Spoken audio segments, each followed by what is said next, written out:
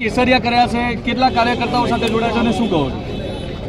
આપ નજરા સમક્ષ જોઈ શકો છો, મેં મારા હજારોની સંખ્યાના કાર્યકરો સાથે આજે ભારતીય જનતા પાર્ટીનું પદગ્રહણ હાંસલ કર્યું છે. હું ભારતીય જનતા પાર્ટીમાં આજે જોડાઈ રહ્યો છું.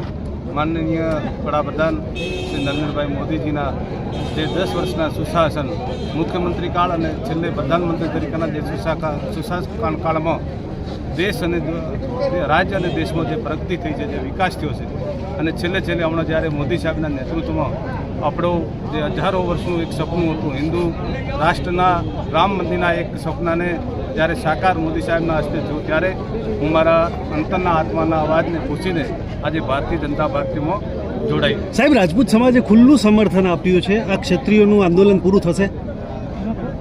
માં ભવાનીને, ભગવાન શ્રી રામને પ્રાર્થના કરીએ તેનો સુખદ અંત.